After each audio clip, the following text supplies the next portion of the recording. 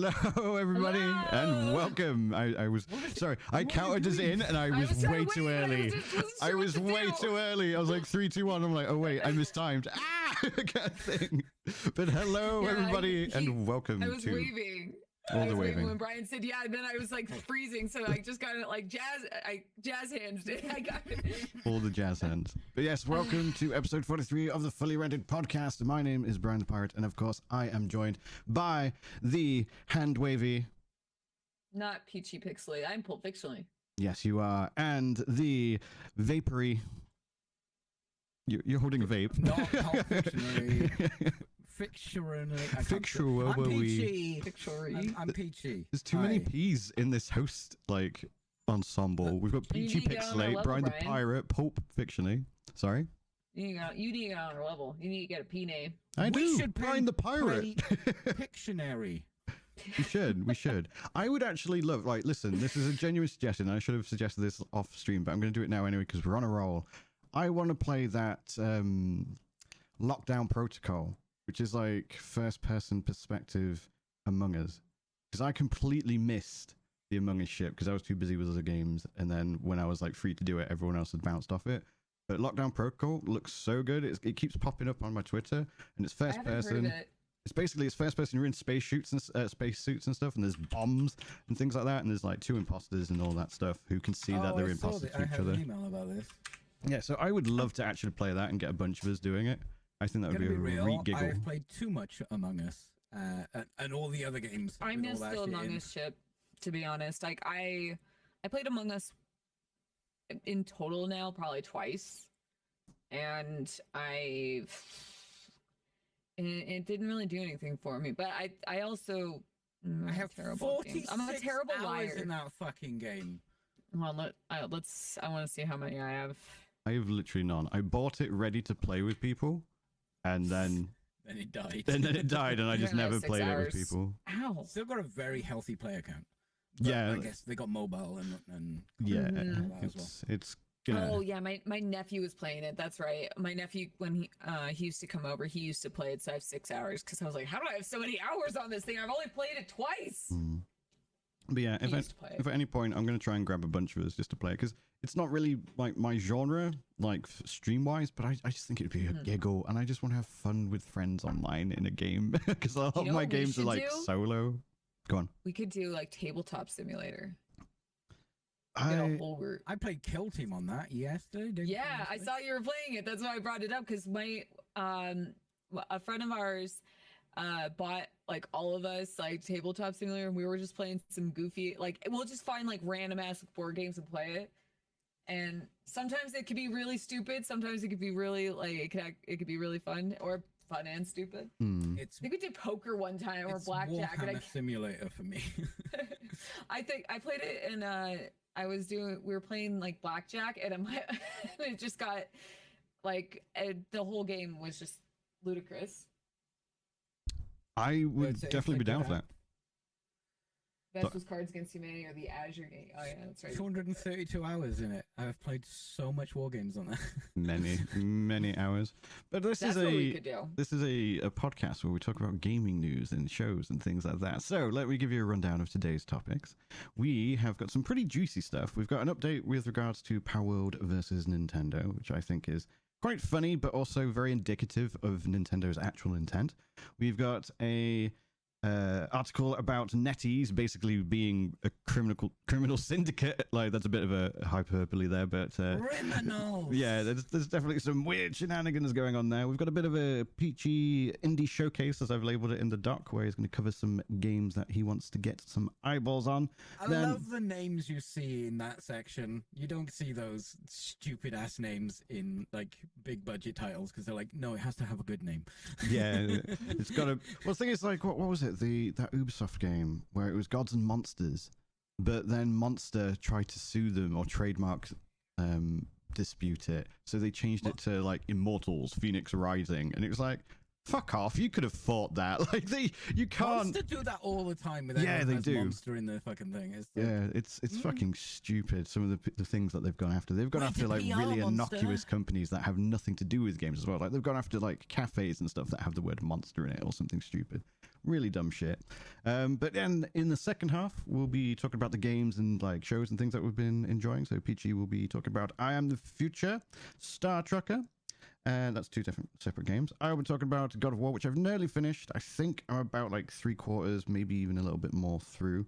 Also want to talk a wee bit about season 2 Arcane and anime. You can't talk about Arcane. I'm literally going to watch the first episode tonight. I'm not going to give like spoilers. I'm just going to talk about how amazing it is as a show, as a thing, as something that exists, including season 1. Arcane right now, and how that was good. I can talk about season 1. Yeah. So I know I don't want to do spoilers anyway because I'm going to be doing a watch party for the next 3 episodes after the show anyway. Then there is Dandadan, which is an anime that has taken me completely by surprise. I'm actually quite looking forward to talking about that later. And then Pulp has been playing The Last of Us, and now The Last of Us Part 2. I know, I'm really late to the party, man. I don't know what happened. I haven't played the second one yet, and I don't think I will, but I'll talk about that later in that segment. And then I'm really enjoying the second one. I've heard it's good. It's just I feel like I'm late to it, and a lot of the key moments have already been spoiled, so I'm just going to probably go off the show, I think. Surprisingly, besides like the big one that everyone knew because of the Naughty Dog leak, I went in unspoiled, and I've been... That's good. Brian, just wait a month and they'll remaster it again. That's true. I'm just going to watch the series, to be honest, because the series will be pretty much 1-to-1, and then that I can take in raw, if you know what I mean. But let's start off with just take it raw dog it. But yeah, let's talk about 2 very quick small things. We'll call this the Ubisoft segment because it's both about them. So Ubisoft's NFT game has basically already been rendered useless by one player. So one player has found an exploit where every game they now join, they will just win immediately. And they have won over 56,000 games in a row, which is hilarious because it's rendered the ranked mode basically useless. But even more so because you've got these people who paid for these like pay to win characters, essentially, because it's an NFT game. You pay for the champions or whatever. It's PvP. And they will automatically lose to this guy regardless of what he's got because of the exploit. So that's already been just dumpster fired. So I think that was hilarious. Then there's the class action lawsuit. I believe it's in California. 2 gamers are going against Activision with regards to the delisting and the pulling of the servers for the crew. I have a nuanced take on this. I have somewhat of a nuanced take on the whole thing, especially with the... I don't know much about it. I just said I hear class action against Activision. Yeah. Generally good. Like, I'm glad that they're doing something against it, but I also agree a lot with some of the stuff that Pirate Software, aka Thor, has mentioned, that it could impact development in a lot of ways. But we could probably save that for a bigger, fatter topic one day. But yeah, that could be good. The Stop Killing Games is a movement, and this is outside of that movement. Yeah. And I don't know if they weren't aware, but it's a little disjointed and not the crux of the matter. Yeah. But they are doing attempting to do a class action lawsuit against Ubisoft. Yeah. So the thing with class actions is they tend to either be completely useless or really, really good.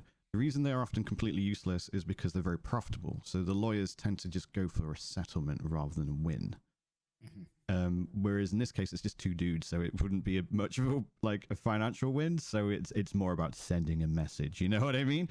The message that they're trying to say is that the physical copies that they've bought, the packaging implies that they would still be able to play the game should anything happen to the multiplayer, and that they would have some kind of persistent access because the game should technically be physically on the disc, but it's not. It's server only. So that's the argument they're going with. Whether or not that will stand in court, who knows? I imagine a lot of people who are, sofa experts will be like, but they agreed to the EULA. And I would point out to the billions of EULAs that have been just thrown out in court all the time. In fact, in the 90s, there was a EULA that literally said if you played the game, the company owned your soul. That was a Google one. Yeah, there's Google had that.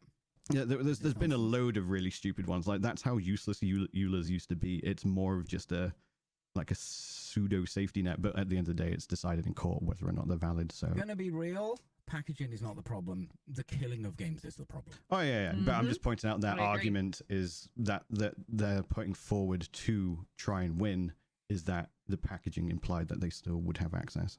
If they win, it does nothing. This changes the packaging. How many parents around Christmas buy their kids GTA? On the packet it says 18 plus or whatever. Yeah. The packaging is not the issue. Just dumping a game because they're done with it. In a lot of those things, those ratings are also guidance rather than law anyway. So there are some other arguments. But it's still there. on the packet, and people still get upset that their kids are playing this game. True. But that was the Ubisoft segment. Palworld, Pocket Pair. They released a statement. They've actually told us what it is that they're being sued for. So Nintendo want. I can't remember the number in yen, but it works out to about $33,000 to each company. So to Nintendo and to Pocket Pair. So 66 grand in total for damages based on when their patents were filed or registered up until when the lawsuit went in, which was this year, which is why it's such a teeny tiny amount. Because obviously 66 grand to Nintendo, you know, they probably spend that much in a day on electricity. Like it's nothing. But they are also filing for an injunction to stop Pocket Pair from developing and selling Palworld, which obviously, if anything, goes to show just how scared of Palworld they are. The 3 patents, one of them is to ride creatures that you have caught.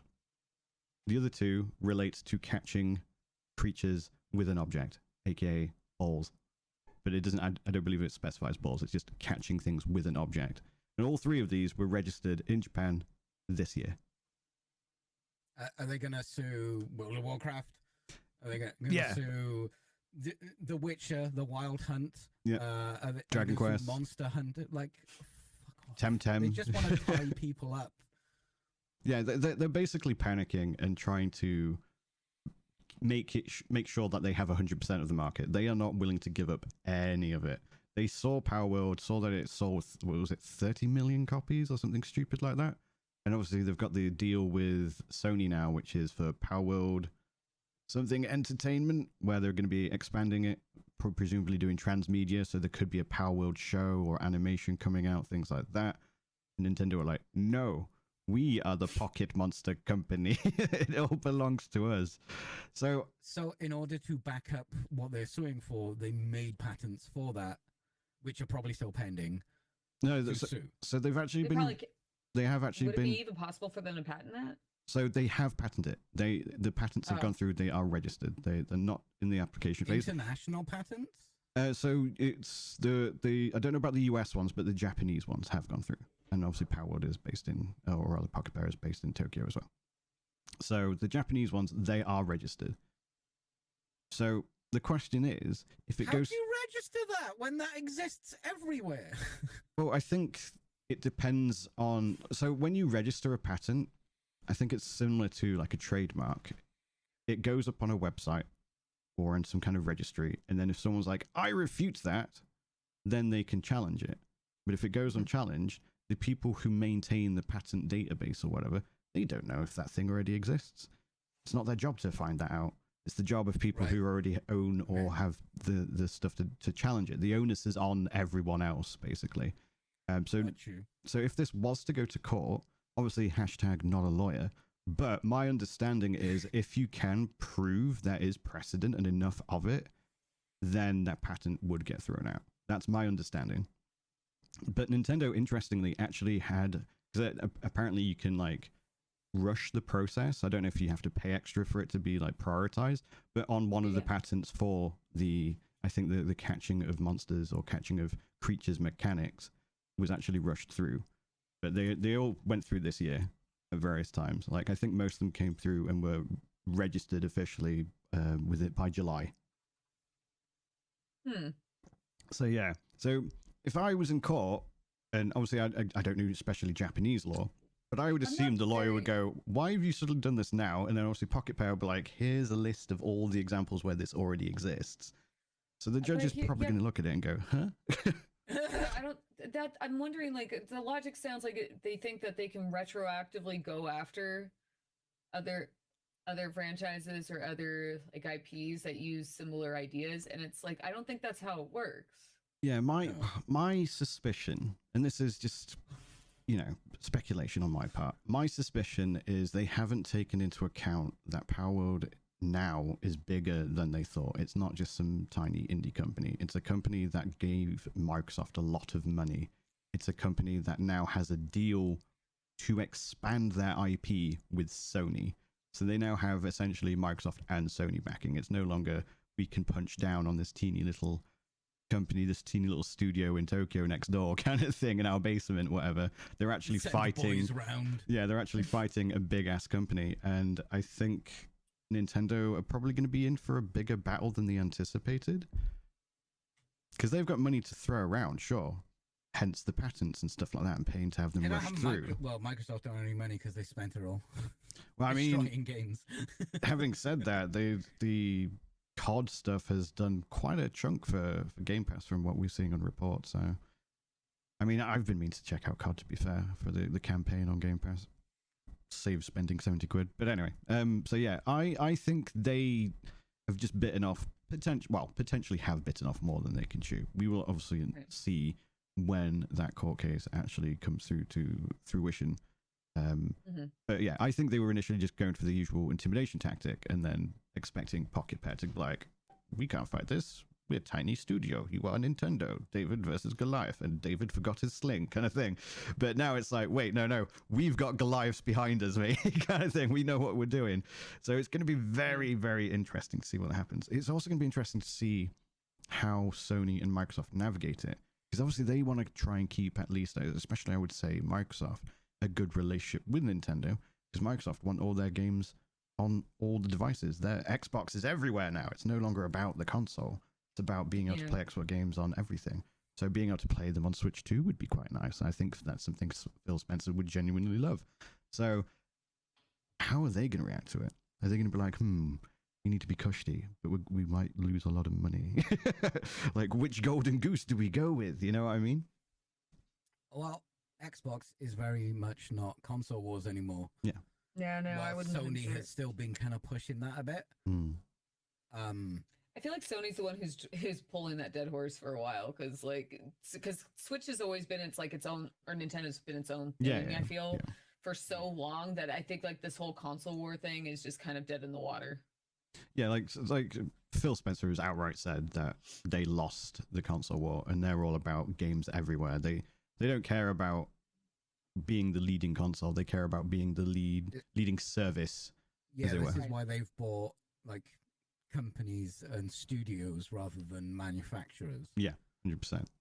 Sony are slowly expanding on that, but they're still very much all in on console, because it's their the PlayStation is their in a way their Halo product, especially the latest it's smart one. That they're, I mean, in the stupid way they handle it, but the way it is smart that they are finally expanding to PC via Steam. But like, I mean, it's not the most ideal, but I'm gonna give credit where credit's due. At least you're now starting to do that, because there are games that are PlayStation exclusives that would benefit from being on like Steam or. Oh yeah, absolutely. 7, come on, Sony. I mean, that could happen eventually. I mean, is Gran Turismo predominantly a multiplayer or a single player game, would you say? Predominantly multiplayer. Yeah. Right, okay. So yeah, that makes sense. That actually has a fair bit of viability, because it's the single player stuff that they want to delay, because they want to get people to buy the games on PlayStation first, and then buy the sequels, and then release the vanilla games on they are PC working thereafter. on an upgraded Gran Turismo as well, because the PS Pro, Pro. Yeah. So a bunch of games have got like a Pro version and stuff. Yeah. And at the moment, Gran Turismo doesn't. Right. But they are working on a Pro version, an upgraded version. I have so many ill feelings about the whole Pro thing.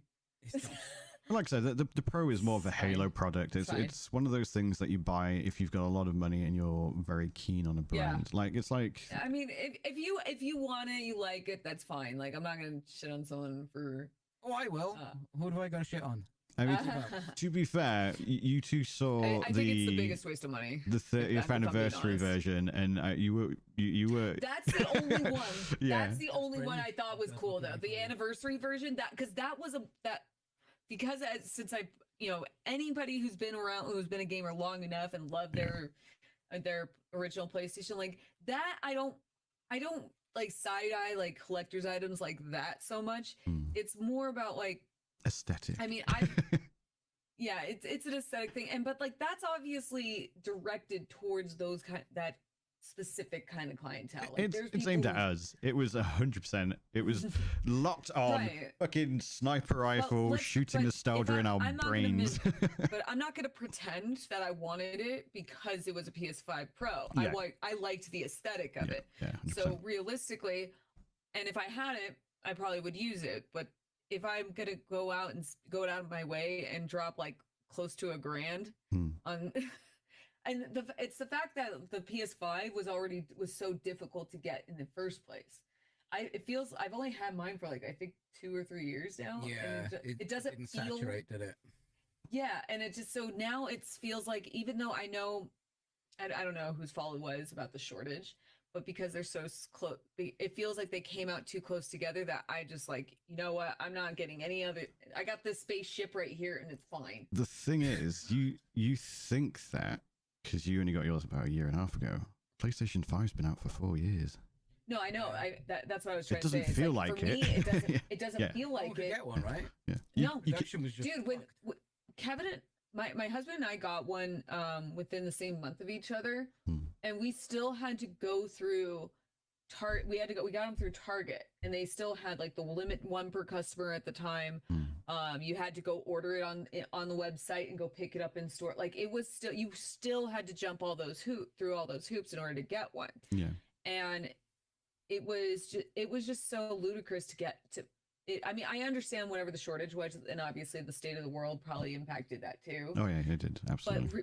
But aside from that, there's a lot of people who just couldn't get their hands on it, and that unfortunately, I think the PS5 is just a victim of circumstance in a lot of ways, where it's like, there's not enough exclusives, because I'm pretty sure a lot of developers didn't want to make exclusives for that, for a system that not a lot of people owned.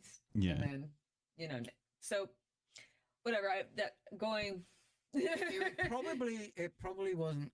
Downscaling exists because it's an NVIDIA platform, right? PlayStation. Right. So downscaling does exist. You can just go, it's 720. There you go. You can play it. I think it's an AMD platform, actually. Is it an AMD? Yeah, I think consoles have been AMD for a few generations now. I thought it was an NVIDIA one. It doesn't matter.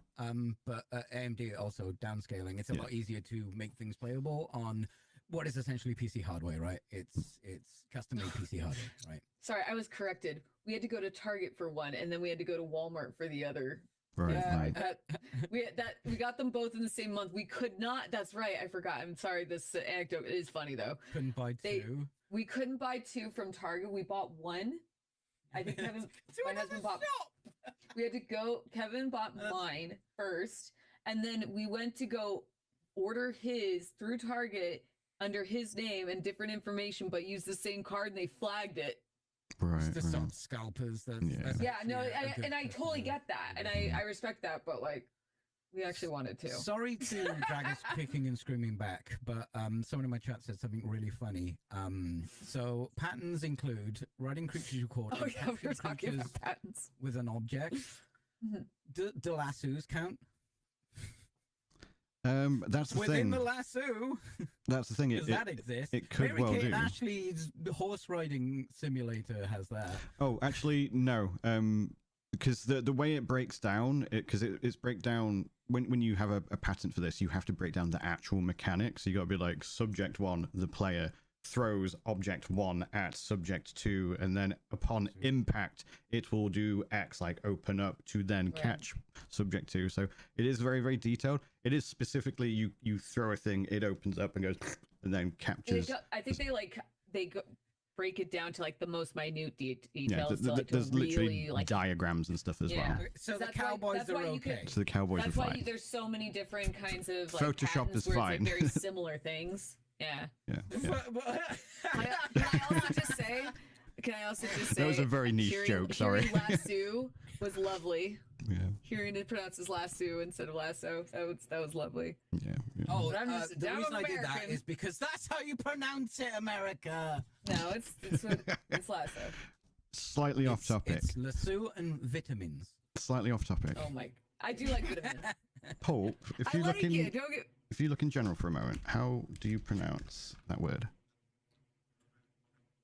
Adidas. Wrong. Adidas.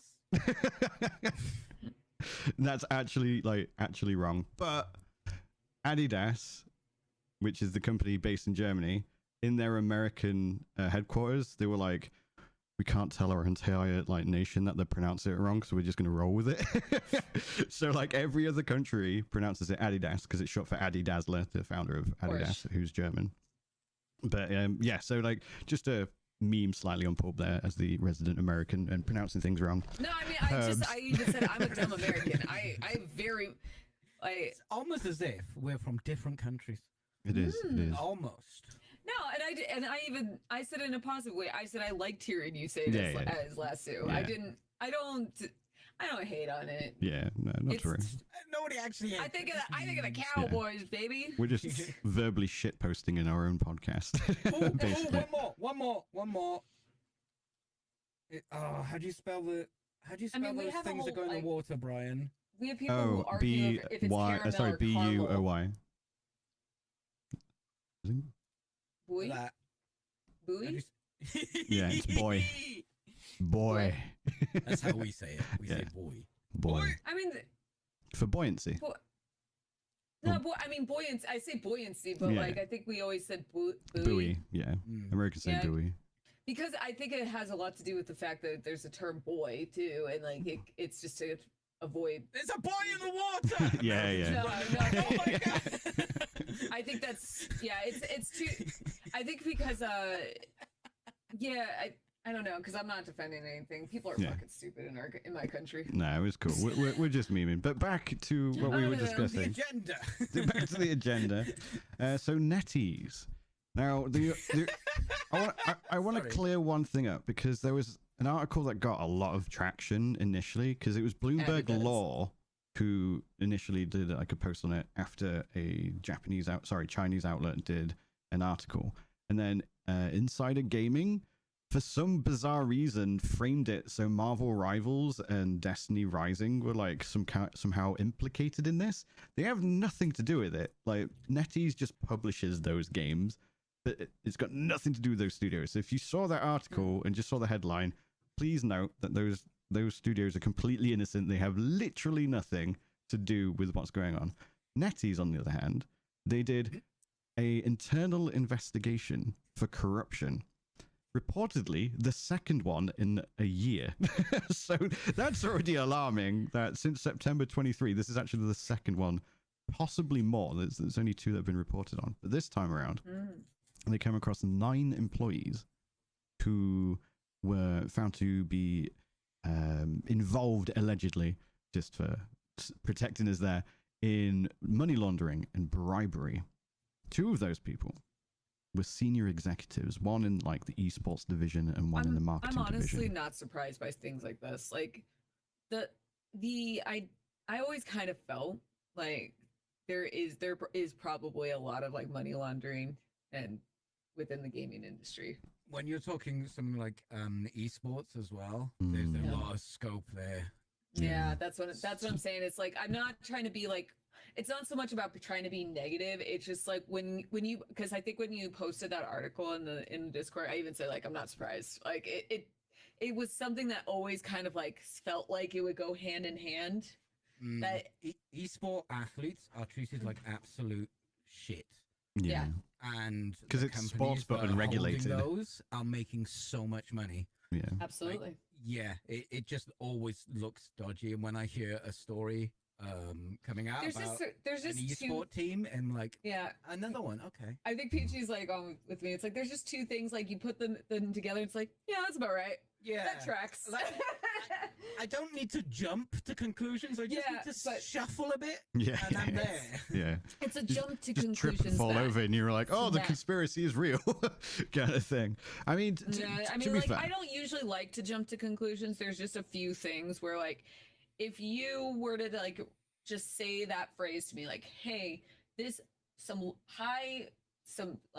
top executives at a big gaming development publisher was involved in some money laundering, it's like, yeah, that tracks. Yeah, absolutely.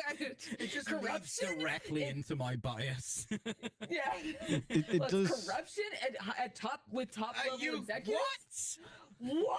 It does make You're saying? It does make you wonder, though, that the fact that they did an internal investigation, like they're the ones who handed the details over to the police. It wasn't the other way around. Netease were like, something's amiss, and either, like, obviously this is all just theorizing, but either it was so obvious they were like, we need to do something about this because they're going to drag the rest of us like an open with it. Secret type thing. Yeah, or the Netease genuinely want to do right. I don't know, maybe.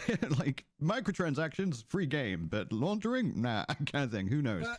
But if you look at what they've done, firing them, you can see that as damage control, but blacklisting companies. Yeah, so there was like 27 companies that were involved in this laundering and bribery and stuff like that. So presumably they paid to have their games published over another, or maybe to stop other games being published, things like that, other various corruptive things.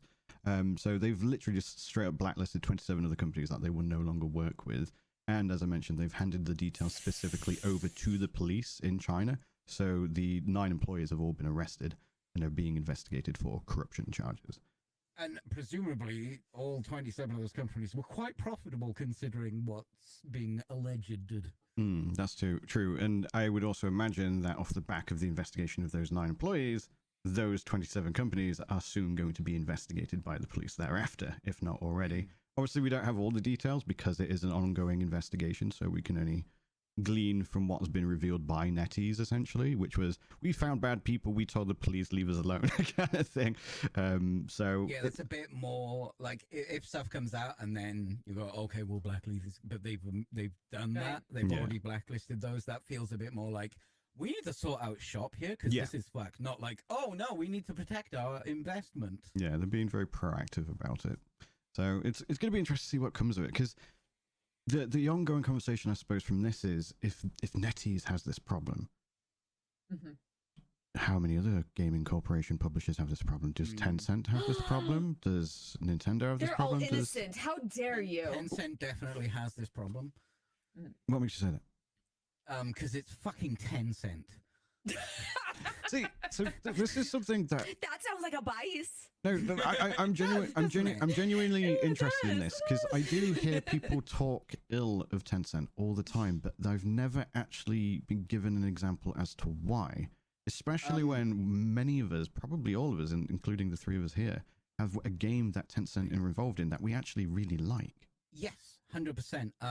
Do you know, if you have played a Tencent game, that is most gamers. Most gamers have played a Tencent game.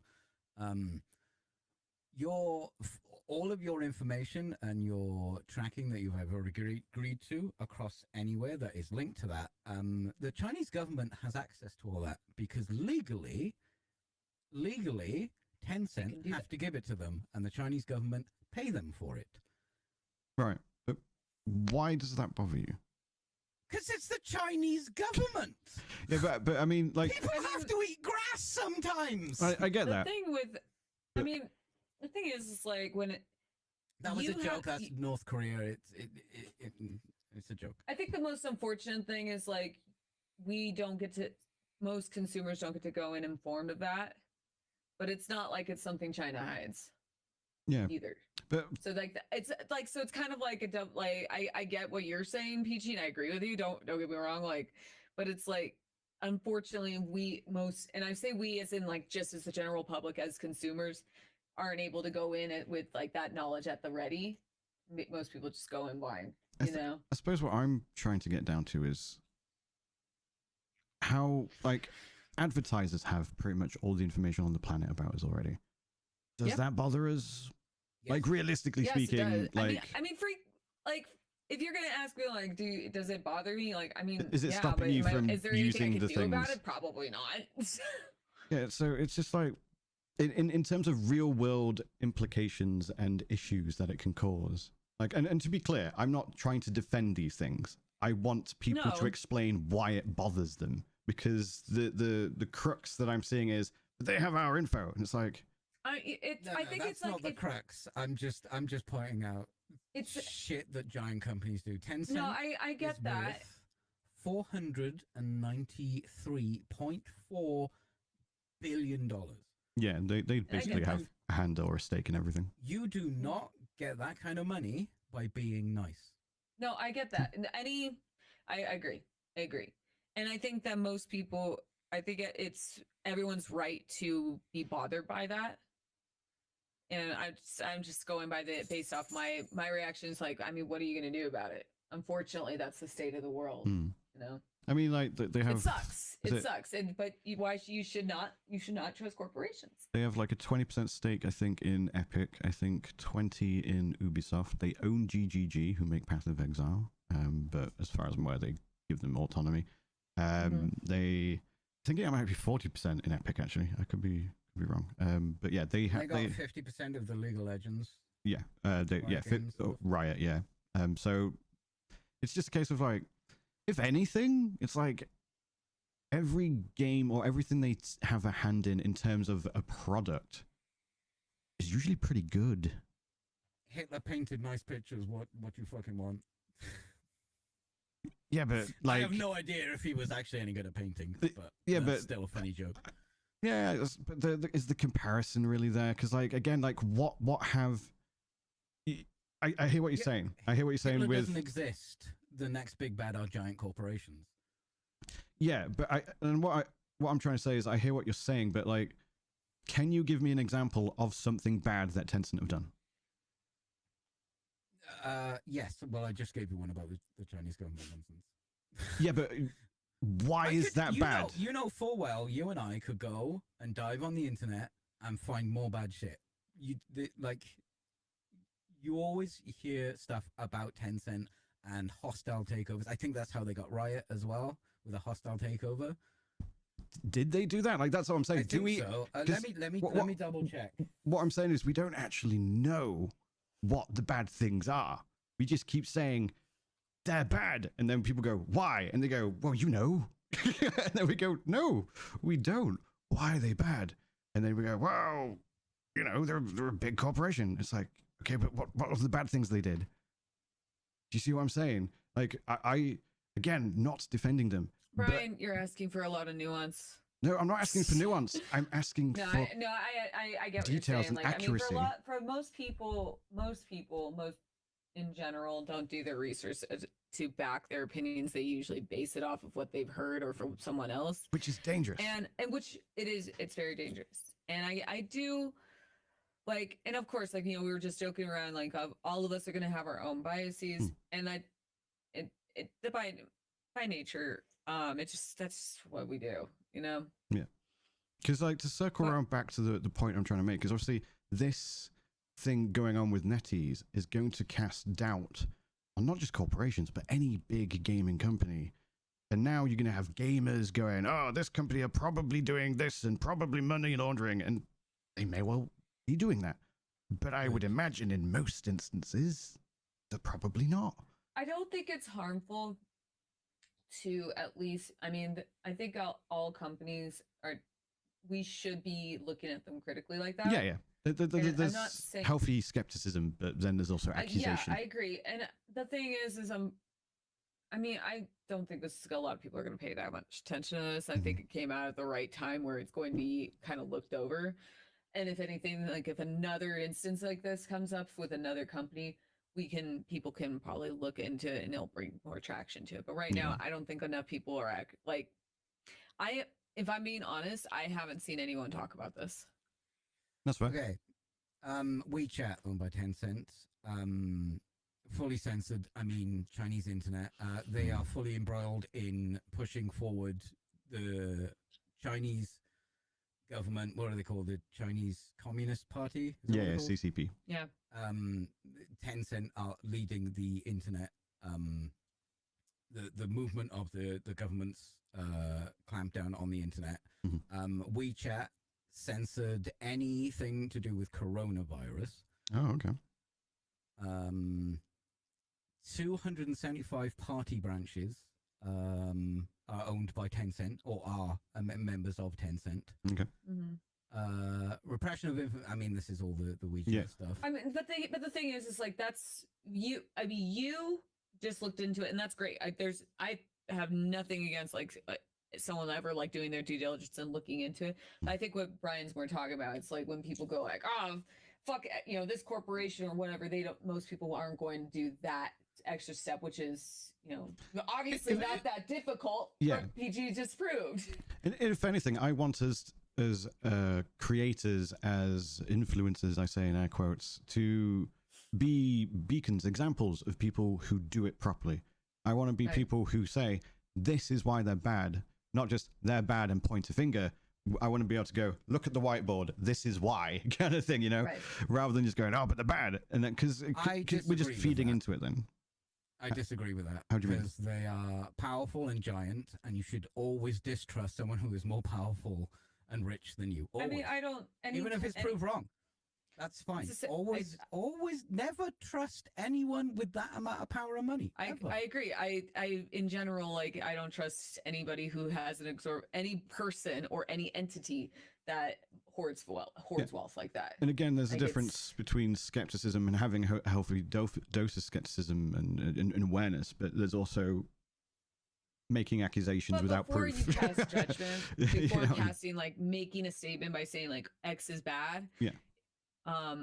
X is bad, by the way. I just want to be smart about it, is what I'm saying. 100% a right. X is also bad. But what I mean is, like, you know, X, Y, and Z is bad. It is a good rule of thumb to just, like, maybe, like, look into it first before you, like, say something. Yeah. If you're punching up, do it. No, absolutely punch up. But if you break your hand, you break your hand. What I'm saying is, if you're going to criticize, make sure you do your research first on that. That's what I'm... Yeah. And I'm saying, fuck the patriarchy. Punch up. Always punch up. Always. Fuck it. Fuck it. Fuck it. Punch up. Always punch up and never punch down. That's how we get cancelled. Cancelled? Cancelled? I'm not saying anything. We're going to get cancelled by the Chinese Communist Party, probably, because 23% of the Chinese government works for Tencent. No. You don't think legislation is being passed so Tencent get richer and richer? I'm making a comment. I'm only saying that. I'm not going to say anything because I live in the United States and we got enough shit that we got to deal with right now. I'm not in a position to be criticizing another government right now. No. What Brian says is absolutely correct. Yeah. I agree with Brian. But being someone who just... I don't want to be a right-wing grifter. Punch back up. No, you should.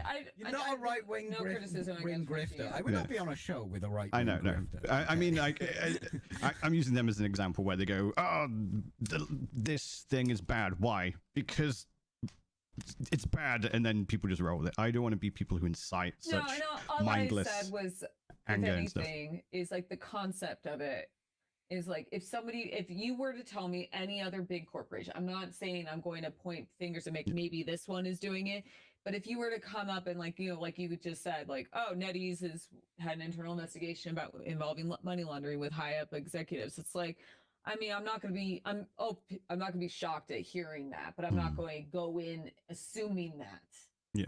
You know, that so having those preconceived, you know, biases against corporations, it's healthy to have distrust in them, but it's not a good idea to go lobbing accusations at all of them, because that's not going to be fixing the problem. It's not going to make anything better to just start, you know. Yeah, because if anything, I mean, this could go into any topic too. Oh yeah, like, absolutely. Because ultimately, if you were the sort who was just like, I think all of this is bad, and then you get proven wrong in the future, it means that you're the boy who cried wolf. No one's going to believe you. They're just going to be like, well, why are we listening to this person? They said all these things are bad. People like you get taught like Netease. I'm like, yeah, fuck Netease. Definitely they did that. Looked into it, read a couple of articles about it, and made my own decision. But I'm always going in with a bucket of skepticism for someone that big and that powerful. Yeah. Yeah, that's where without a shadow of my doubt, they do not get the benefit of the doubt from me ever. That's what I was saying. That's what I agree fully with PEACHY'S. Like that's why like my reaction was just like I'm not surprised. I wasn't going in.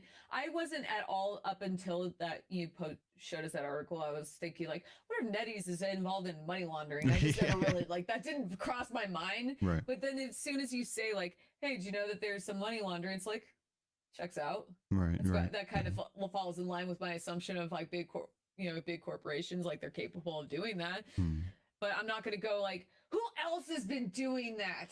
Right. And start like lobbing all of these like these accusations. Help every single giant corporation. Everybody, even you. Yeah, even I'm doing it right now. The Peachy Pixelate Corp. Yeah. P Corp for short. But that's funny. Moving on. Wealth orders can fuck off. I don't care. No, I am too left to care. Moving on to the indie showcase. The indie showcase. We need a fucking stinger for this. That doesn't work, Brian. That doesn't, unfortunately.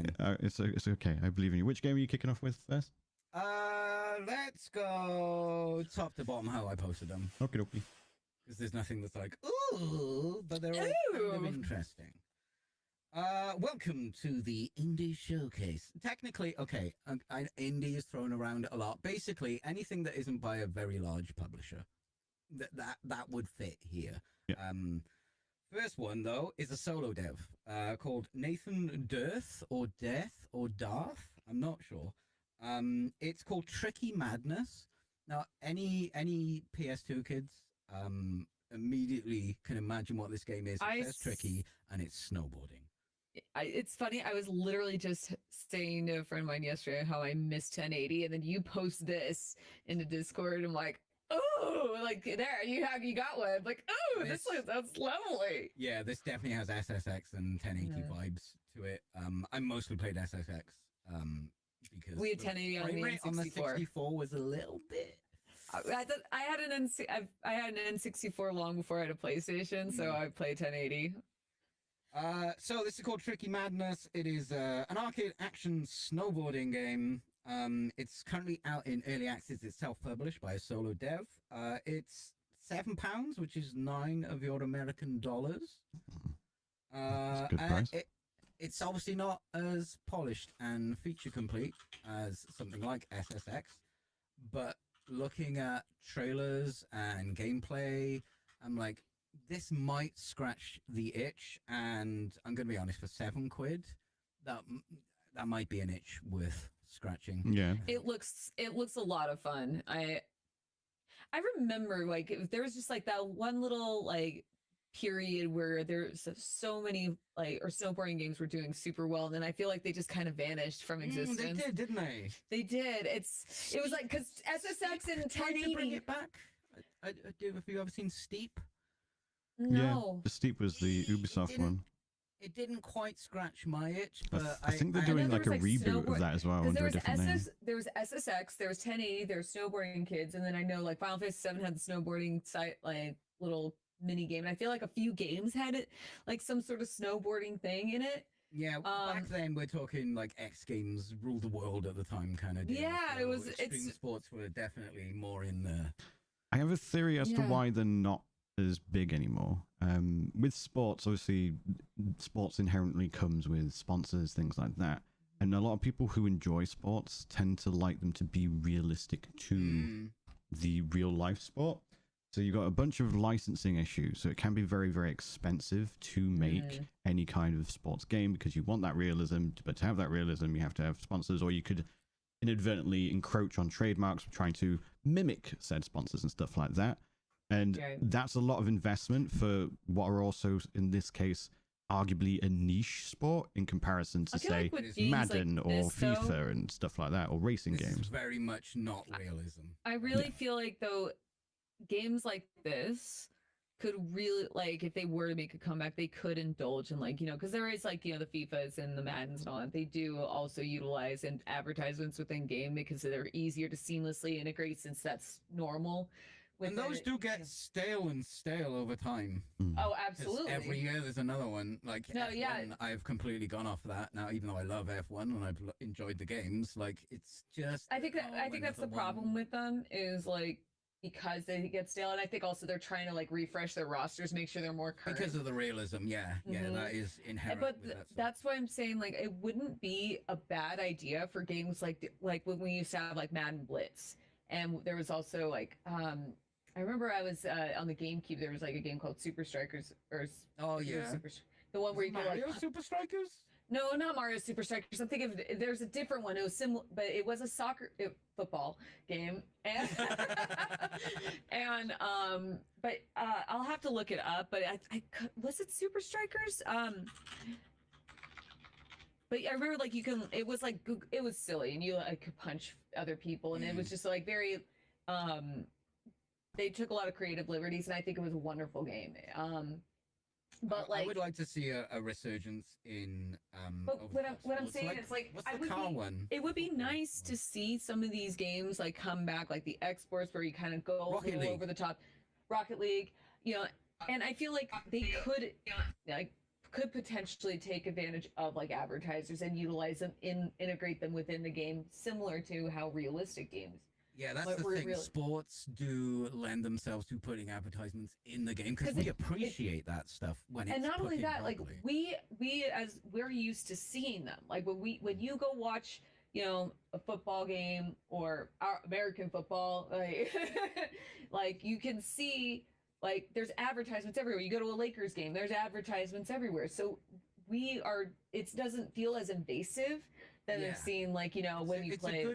It's a good integration of if you want to do advertisement, like, so I would love to see more over the top ones and almost, like, kind of play with, like, the advertisement. Like, if the advertisers are game, obviously they could do goofier, like, they're probably not, because they're so protective of their brand. I know they are. That's why you get Cyberpunk with those adverts. But man, that would be kind of cool. It would be. If some but it of would be these, an indie game some of these with a lot of money. corporations wanted to, Yeah. It'd be like Larian Sports Incorporated. £7, I think that's worth a punt if you are trying to scratch that SSX itch. Don't expect it's a solo developer and it is in early access, but I am keeping an eye on that. That looks very cool. Yeah. I will probably take a punt. By the way, Peachy, the game I was trying to find was Sega Soccer Slam. Oh, right. I don't think I played that. No. I'll send it to you. Okay. What was the next game, Peachy? All right, the next game is Rue Valley. All right, give you a second. I have Look this at one. this. Look at it. Just with your eyes, experience that visual. I have a key for this game, and it looks very nice. I love the art style. Beautiful. Very beautiful. I think it's fully voice acted too. It did seem to have some voice acting going on in there. I didn't hear too much in the trailer, but there was definitely some. So it's probably fully voice acted, I would assume. A graphic novel. Yes, it is a. I get the vibe. Story adventure game. Say it like that. It's not quite point and click, but it looks. Kind of reminds me of, like, I haven't played it, but like kind of like Disco Elysium games kind of thing. Kind of similar. Like the choose your own adventure aspect where you could do whatever you want. Like, that's the vibe I was getting. Now, what's cool about this? But it's published by ARCANE, who did Rogue Trader, and they did the Pathfinder ones and stuff. So it's got a bit of marketing behind it, which is nice. For those who don't know, ARCANE became a publisher about 3 months ago, not just a studio. Yeah. So the devs are Emotion Spark Games. What's this has got is some really interesting sounding time loop mechanics. I wrote down the thing because okay, here, like, I this is just the PR email I got, but it does explain it a little better. Rue Valley is a deeply personal narrative game. I already hate it, but I continued reading about a man's journey of self-discovery. I don't know about this. But I'll skip through. It's an ensemble cast. Right. I like that. So there's Matt Mercer in it. Oh yeah, that's the big question. Is that mercer it? The so answer is always yes, Brian. It's got this like time loop mechanic going on, and you can really dive into your personality. You can play it like a cold-hearted loner in one loop and a melodramatic loudmouth in the next. So the time loop resets everything, and you can have a That go at actually different... sounds pretty cool. So like everybody's experience can be kind of different. You could go back and change your own. Yeah, you know when you're playing, what's that, Detroit Once Human thing? You play it like and then you go back and you try it a different way. This seems to be, do it in one go because you can keep doing different ways and getting Yeah, I like that. different stuff. It's some anomaly and you're stuck in a place and it's going to keep repeating until you solve the mystery. I like that idea. Art style. This art style is really nice. It's really good. It's so pretty. So I was when you posted this, I said that I just got a key for this like 2 days ago, and the only main reason why I accepted it was because I was looking at this art style. I was like, I don't know what it is. It tickles something. It's like, ooh, I kind of like it. Yeah. And it just, yeah. And I kind of got some Disco Elysium vibes from it. I haven't played Disco Elysium, but I own that too. I don't know who the lead is, but that is a very solid visual style. It's very cool. There's no release date for it yet. I encourage you to go check out the trailer because it's a very good trailer. You can actually request access for a playtest if you're over on Steam. Steam's doing that a lot more, so you can click on the button and then. I'm glad they're doing that. That's awesome. I can not confirm that Matt Mercer is in it. They don't have any voice casting things at the moment. Yeah, he's just gonna get credit anyway. It's not disproved. Matt Mercer is in the game. Yeah, so we don't know that until the developers say explicitly, no, Matt Mercer isn't fully in it. rendered no, exclusive. Fully rendered Someone exclusive. Someone go to breaking. Matt Mercer's IMDb, scroll for 20 minutes, and see if it's on there. At least the man works hard. True. Next game, Peachy. Sorry, I did interrupt my notes here. Half-Life 2 is free to keep until Monday because it's the 20th anniversary. I saw that. I picked it up because I didn't have it on From that PC. small indie company, Valve, you know? Yeah. I don't know why I put that in between my notes. The next one looks super fun. Not something crazy interesting. It's called Pizza Slice. Go on. I like pizza. Do you like pizza? I like pizza. Do you like pizza? We all love the pizza here. We love pizza. These two like pizza. It looks like it looks quite cozy. It looks like Cooking Simulator, but entirely pizza based. It's got a cute little. Okay, I hope that I might check this out. I didn't like the pizza like expansion for Cooking Simulator. For some reason, it just felt like it didn't work as well as like the rest of the.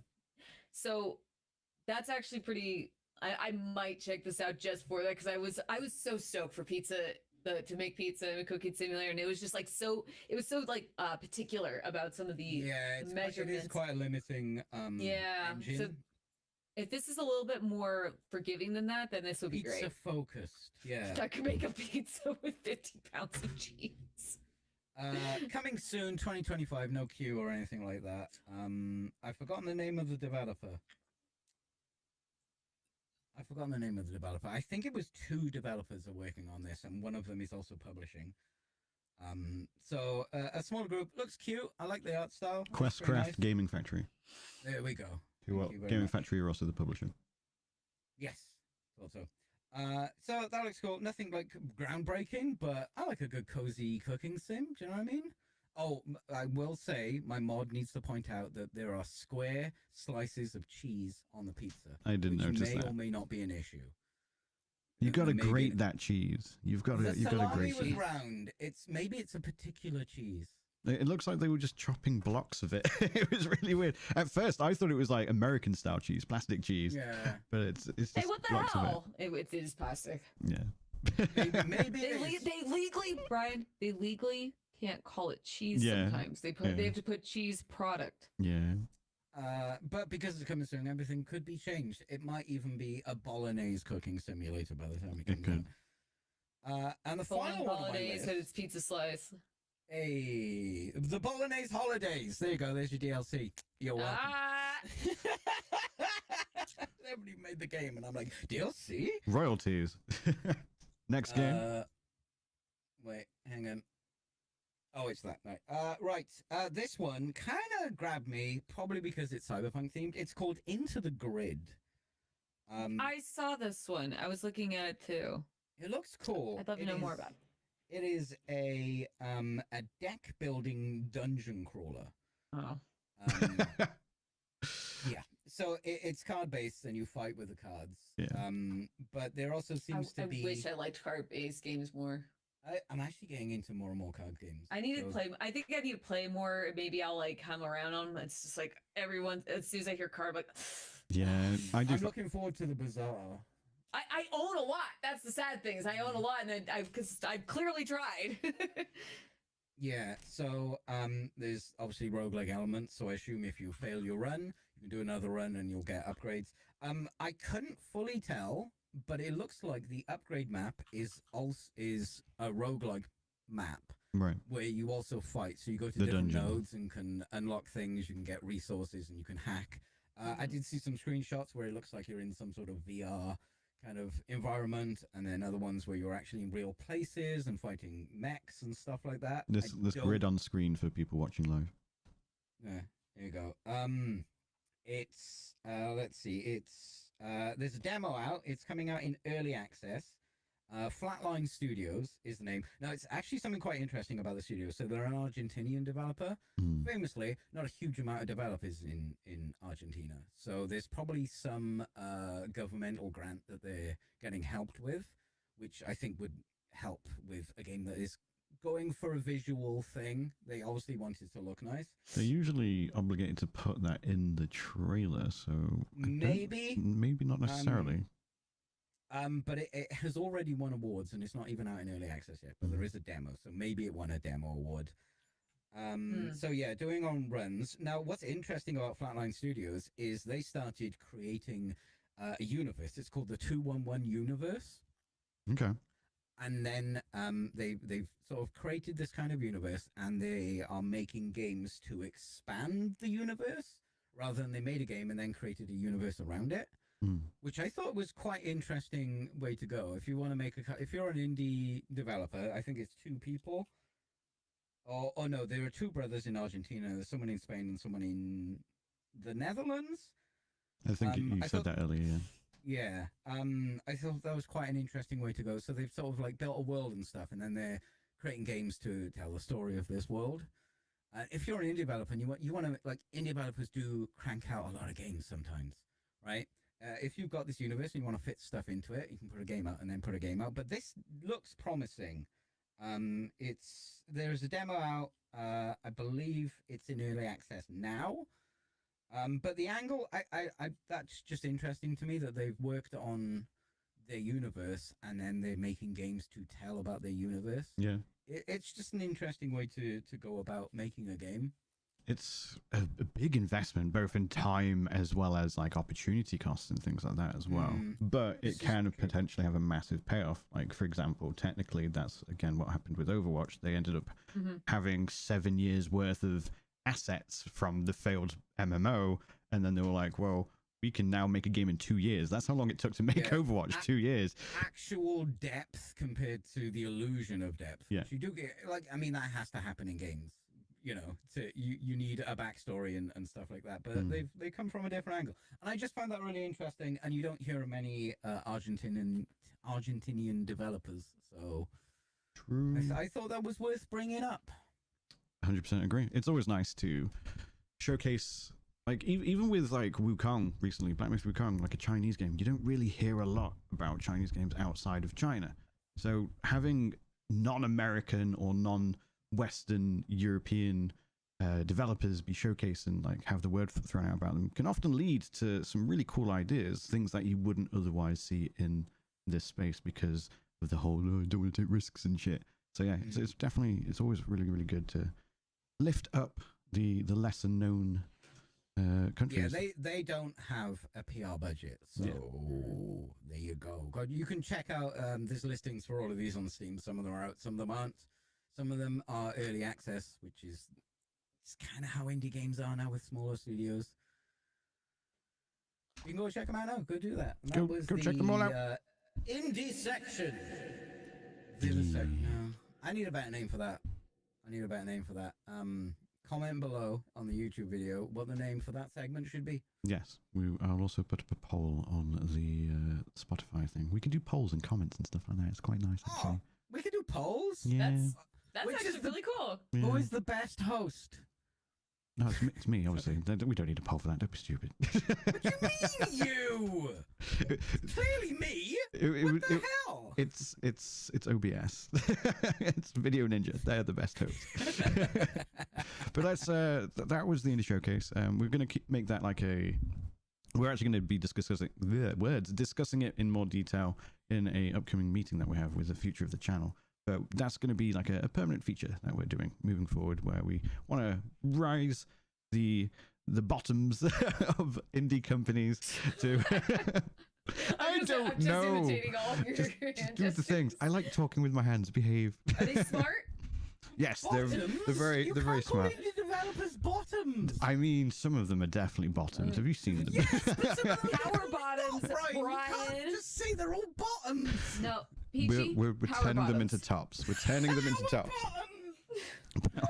So the next game is from a developer, Feisty Twinks. I can't wait for this one. There you go. That's it. We're done. We're That's done the here. segment, and look forward to more of that in the future. For now, we're going to take a quick break, so go get yourselves a drink, stretch your legs, rest your eyes. We'll be back in around about 5 to 10 minutes with music playing, and of course, as always, mics will be hot. Hot, hot! Hello, and welcome back to the second half of the Fully Rendered podcast. I hope you had a lovely break. We are now going to talk about some of the games and we things. need to address something major. Yes, there is a.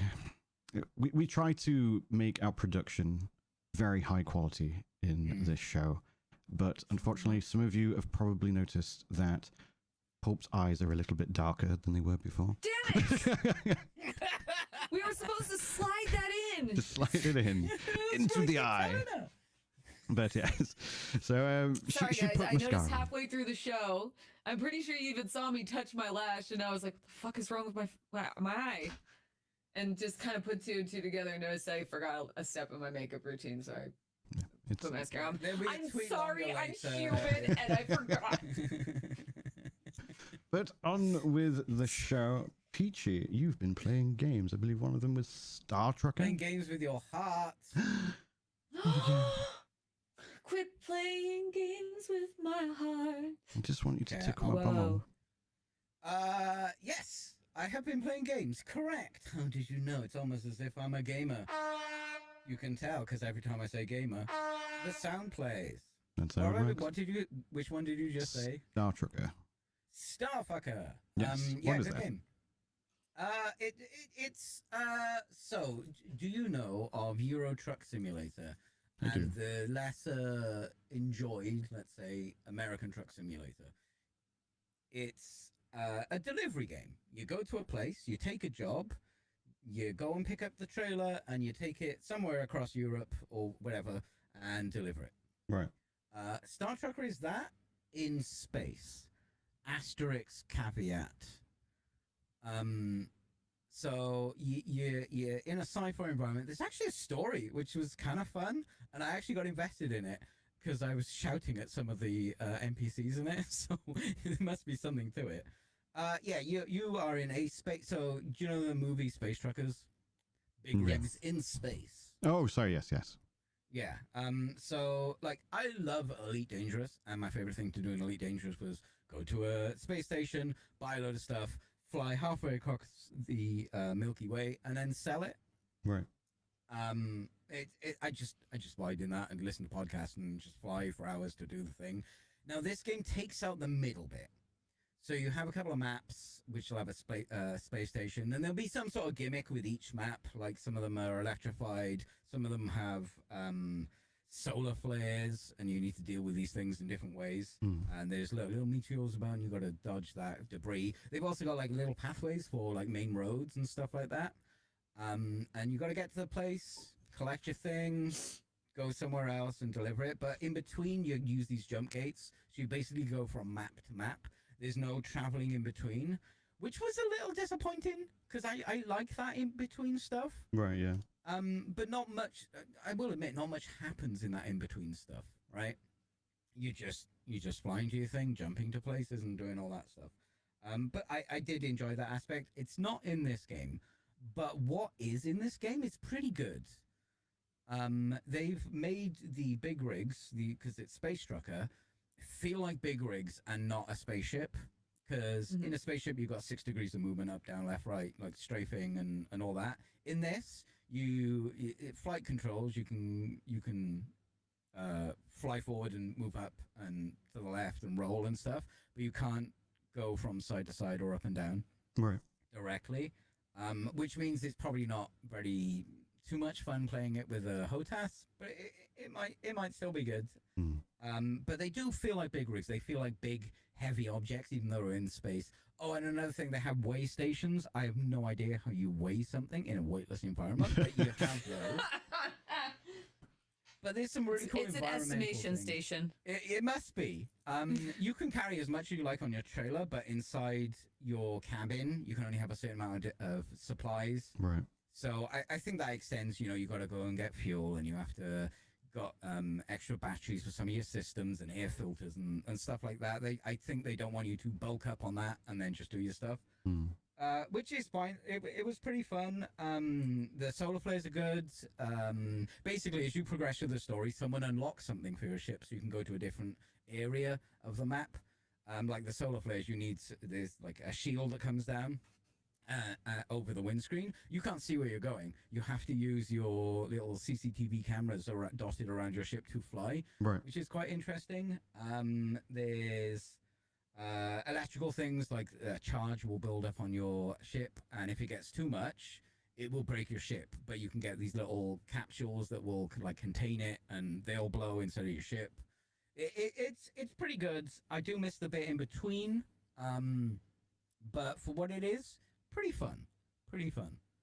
Therapeutic, would you say? Or no, because it doesn't have that bit in the middle. It's kind of stressful. It's not super cozy. I say stressful. Video games. But you've got to get into tight spaces and stuff like that. But it was cool. I did enjoy it. It's got a decent enough. Behave. I did crash a lot. I'm sorry. I'm a child. Sometimes I hear. Just because I was talking and I couldn't make that joke. Okay. Sorry. And the other game you were playing? The other one was Iron Future survival crafting game. Pretty cool. Although I shouldn't like it because you play as a billionaire auteur CEO of a company who might have destroyed the world. Right, I see. But you've lost your memory and you're trying to repair things and bring things back. So you don't remember your Tencent? Yes, you don't remember your Tencent. Right. But then they start leading in some story stuff. There's no voice acting in this one. There is loads of voice acting in Star Trekker, by the way. If you care about that stuff, you might do. This is just all tech stuff. But it's a really polished survival crafting game. I played it quite a while ago in early access, and I found it so grindy that I couldn't do more than a couple of hours, and I was like, I'm done here. But it was in early access, and then they've recently, on the 13th or 14th, had their 1.0 release. They've definitely addressed some of that grind and early stuff. So they've clearly taken on some player feedback stuff. It is still grindy, but it is better than it was. And after I've streamed it for 2 days, and after I'd done 6 hours on stream, I now have 16 hours in the game because last night I could not stop playing it. It's a really fun take on survival crafting because you're on rooftops of buildings and you've got to break down some stuff like stuff that's on the roof, like chairs and scenery and stuff, and you get your resources from that. But you have a cybernetic hand, and in order to progress, you need to upgrade your hand so you can get a sharper saw or a bigger drill or get a hammer and stuff to start taking down more and more stuff. And I don't know what the story is quite yet, but there are these little bug things that will eat your food, and fuck them because food is so difficult at the start of the game. Oh my god, trying to feed yourself sucks. But now I can make jam sandwiches, and it's the best thing ever. Right. Don't worry about food Jam anymore. sandwiches, yes. Jam sandwiches. At the moment, What kind of jam? it's blueberry jam. Oh, nice. That's the only fruit I've found at the moment. Can you get like a mech or something that you can get into? Yeah, so I wish I'd done this on stream. I actually built a little minion that can do very simple jobs. Right. If there's like resources on the ground, they can go over and pick it up and put it into the wrong fucking chest, Ian. Good lord. It's fine. You can program them a bit. You need the thing I wish I'd done on stream is they have this little charging pad because obviously they're battery driven. And I built it and I'm like, that's a fucking hot tub. And you build this hot tub, instead of bubbles and steam coming out, there's these little electrical symbols. I'm like, okay, that's weird. And then Ian, the prick, was like, I'm low on battery. I'm going to go charge. So I'm watching it. I'm just standing there watching him go. And he gets to the hot tub, takes off his clothes, puts on a little bathing cap, dives into the hot tub, and then for like a couple of minutes, he's just sitting there in the hot tub, arms either side, just chilling. There's little rubber ducks bouncing, and it's just charging. It was so cute. It was cute.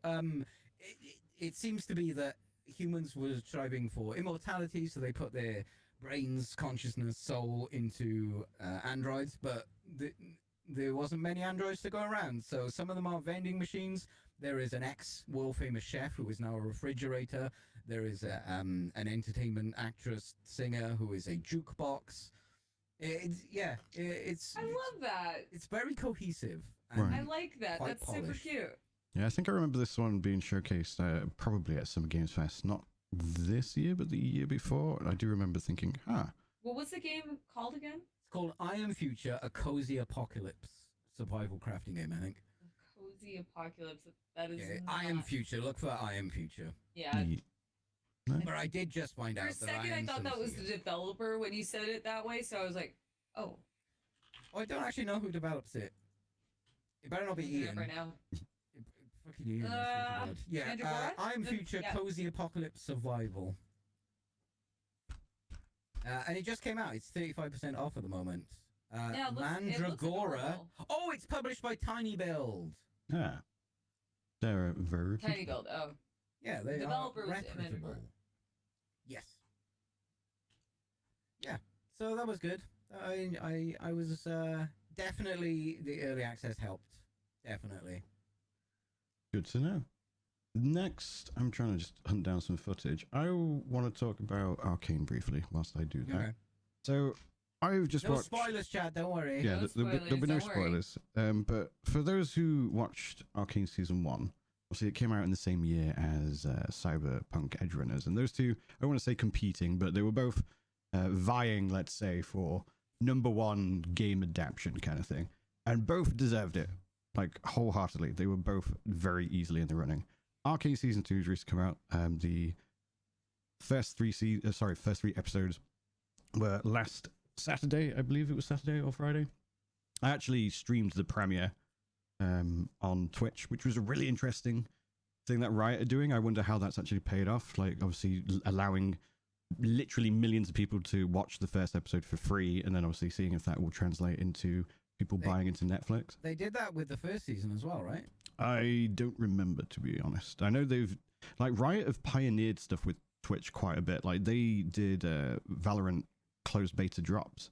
So unless the only way you could get into the Valorant beta was by watching a streamer, and it was exclusive, so it should have been #ad in my opinion. But aside from that, like, that was obviously a massive thing that pushed for drops and some of the things that you can do with drops. But Arcane Season 2, like, if you liked Season 1, you're going to absolutely fucking love Season 2, because they've just done all of that, but better. The soundtrack is fucking banging, mate. Like, I can't wait to see what Imagine Dragons have done next. To be fair, they've actually used Imagine quite Dragons? Yeah, Imagine Dragons made like the theme for Arcane, which is still the same theme. So you do hear that in the intro, the credits, the opening credits. It's annoyingly catchy. I I mean, listened that's to it for Imagine it. Dragons, I feel like. I'm not a big fan of them, but they are catchy. Yeah. Yeah, I used to play the opening track all the damn time, but there's scenes in Season 2 where the music takes over, and obviously the visuals are the main show of what's occurring. And every time I'm there, like, fuck yeah, this track is awesome. And it might not necessarily be genres that I'm that into. Like I generally don't touch hip hop a lot nowadays. Maybe R&B back in the day, but is there any metalcore in it? Maybe not in the first 3 episodes. There is Mike Shinoda and what's the name doing a track. I think it's a slightly. Speaking of Linkin Park, their album just dropped yesterday. Didn't it drop? You listen to 3 tracks. Didn't it drop like a month ago? Because they like showed the it. first single was a month ago. Oh, okay. Because I remember they did like basically. I can't remember if it was on Twitch or YouTube, but they basically did a live concert of a bunch of songs. They might have done that, but the album wasn't released. Fair. But they've got a song, something Crown, that is on their album, I believe, and then they've done an adaptation specifically for Cool. for Arcane, and it's so good. And every time you're just there, like, this is such a good choice of song, and it just fits every time. And there's like things in the animation, like there's just sort of moments where, obviously, we, especially on the show, have talked about facial animations and things like that. The subtleties, like a quick raising of the eyebrow and things like that. It's just all of it, every single ounce of it is on point, and your eyes are glued to the screen perpetually, and I love it, and I'm so stoked to watch the next 3 episodes. You can see the budget in every frame of Arcane, season 1 at least. I assume season 2 has even more budget. The 2 combined were 250 million. It is like the most expensive television you can see it. animation. You can see it. It is sumptuous. It is so good. But another thing I wanted to talk about is an anime that kind of caught me by surprise. It's called Dandadan. And it's the word dandadan it's based on some kind of Japanese thing about like testicles or something. I don't know. Is there a bloke called Dan that doesn't hear the first 2 times? It's not, unfortunately. Oh, okay, damn it. But it's when you watch the first episode. Damn with tinnitus. There is some ghosts in it. There's aliens in it. There is this like nerdy boy who's just trying to make friends with this popular girl. And then his penis gets stolen.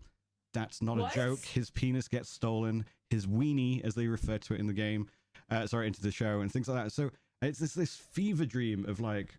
I'm not going to watch that anymore, Brian. Not that I was before, but like, it's this fever dream. Like it's got a very similar vibe to like Mob Psycho 100. And you're watching it and everything crazy and it's all over the place, but you can't take your eyes off it. And then it gets. Is there another dick that gets stolen in it? Maybe later. Is that a common trend in your shows, Brian? No, just in this one. And obviously, I didn't know that was coming. So again, these things happen, and you're like, wait, what? What do you mean this weenie was stolen, kind of thing? And there's loads of weirdness that happens, but you find yourself fascinated by the art style and also the wholesomeness and genuine like cool characters. Like the characters are actually really well written, and then there's a bunch of wholesome episodes, let's say, and it's still about art style is pretty dope. Well, that's another thing. They actually use the art style to do things as like devices within the show and techniques and stuff. So you've got these 2 people who you can see a relationship forming, and it's really like wholesome and endearing, and you're like, oh, I love these 2 characters, they're fantastic. And then episode 7 happens, and then you want to see a therapist because you just have your heart ripped out and you are devastated. And one of the things they actually do in episode 7 is the art style slightly changes. So you've got this like bombastic, crazy art style for the first half of the episode, and then things get a little bit more serious. And the art style becomes a lot more realistic, a lot more detailed. And the second half of the show is devastating. I've been talking about the show with so many people, and we're all like, yeah, I bawled my eyes out. I was basically just like thrown into a bath of sadness and just bathed in my tears for the like following few hours. And but it was so good. Sadness. Yes, 100%. Like it's something that I didn't expect at all. Where can people watch this, Brian? Good question. Probably Crunchyroll. When it comes to anime, I like that bit, you know. So, but yeah, I genuinely really recommend it. If you were like a big fan of like Mob Psycho 100. I guess if you're in the States, guys, it is on Netflix. There you go, Netflix. Definitely go check it out though. It's one of those things where, like I said, the first episode you're gonna watch it and be like, what's going on? I love this, but I'm also very scared and confused all at the same time. But the hooks are in you. You have no idea what the fuck happened, but they're there, and you just get more and more enthralled. How long was the show? So each episode is around, it's standard anime stuff, so about 24 minutes, including credits and opening theme and stuff like that. No, I mean, like, how many episodes? No idea. The seventh episode was literally 2 days ago. I would assume. Oh, okay. Oh, so it's a new show. Yes. It's just come out this season. Okay, because I was getting confused, thinking that I was done, and when I went to go look to see where it was, because Kevin's been wanting to watch some anime, and it sounds I like the art style, despite the dick stealing.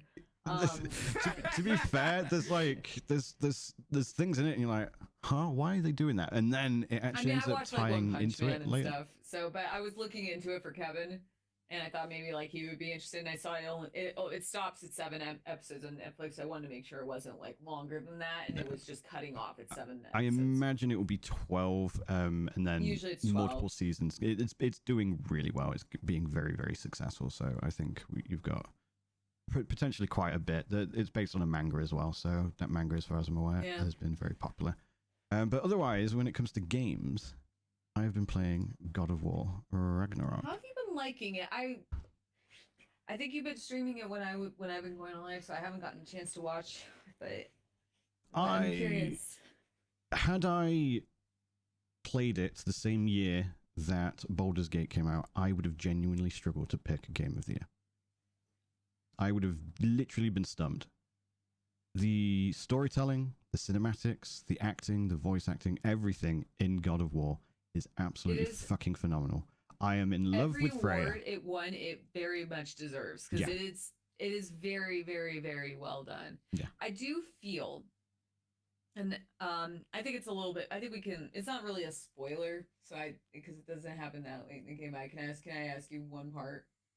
I've just retrieved the moon. Fuck, where is that? I'm not in Jotunheim yet. No. Okay. Yeah, I've just I'm about to find Freya's brother again because he's gone missing. Okay, I know where you are now. Okay, because I think, where are you? Game, because it's hard for me to determine like how long it actually is. the bit where I'm about 40 hours in so far, that's how many play hours I've got. I've literally just recovered the moon so the two wolves can change the day-night cycle again, which was shown in a trailer prior to release. Are you still talking about that anime? No, this is God of War. No, I'm curious to hear what you have to say about like what Jotunheim, because like that was probably like not my favorite part. It's not bad, but I'm curious to hear what your thoughts are on it. I'll have to touch on that in a follow-up show. But at the moment, it's easily like, I think it's not even a negative, I suppose. On screen, you can see me wearing a specific armor, and I'm doing a lot of punching. I've got a build that basically builds up stun crazy fast, so it's really, really broken. So I'm fighting a berserker at the moment. I actually took on some berserkers that I was under-leveled for and still beat them because my build is like potent as fuck. But the unarmed build, let's say, doesn't have any skills for it. There's no passives. All the passives are based on your weapons, but I don't use weapons, so I have no passives. So it does mean that this build is incredibly simple, and it has a little less like build craft behind it. So if you're quite keen on the build craft, avoid the armor I'm wearing, Lundra's armor or whatever it's called, because it's so strong. I think when I was playing, I really like to cycle things, because because the game really wants you to do that. So I try to like feed into that. And I don't know if I played too much with the unarmed build, but I don't know.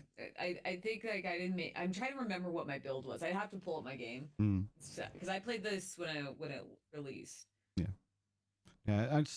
There are build options, but if you stumble across my build, you'll be like, it's too strong, I can't not use it now, kind of thing. And it makes the combat a little bit less fun. But at the same time, they do throw in monsters that force you to utilize your weapon. So you might have some monsters that basically have like a shield where you have to attack them with your ice weapon or vice versa before you can actually take down their HP. Otherwise, it takes a very long time to kill them. So that does mix it up a little bit. But otherwise, yeah, unarmed build is super strong. With regards to the game, though, in comparison, say, again to Final Fantasy 16, where I did not feel compelled to do any exploration whatsoever because it just never had any reward, I've pretty much nearly 100% of the game. There's maybe like 3 or 4 things on the map so far that still say undiscovered, but otherwise... That explains why you have 40 hours, because like I think oh my god, what area was it? I'd have to go back to the game to remember everything. That's where like you're in the desert. Yeah. I got a little bit, stir crazy. And I just wanted to keep going with the story. That's fair. That's fair. And I ended up going backwards. Like a lot of times, like I think that's what I did with the first game too. Is like, I took care of all the Valkyries at the end. Actually, this game, when I played the first one, I think I got stuck on one of the Valkyries, so I never beat the Valkyrie Queen. Right. And then when I played this game, I ended up loading up the original, or not the original. I'm just gonna say it that way because these are their own standalone, like separate from the original, the first trilogy. So I went back to the original, and that was a little jarring because the combat has been vastly improved. And I remember I went back to go finish all the Valkyries, and just so I can beat the Queen, because they do reference her a lot in this game, and which I think is probably my biggest complaint about the original, because I don't feel like they made it clear that making her an optional boss. Yeah. For this, it not my favorite decision they made, because they reference her a lot and she shows up in this game. Yeah, 100%.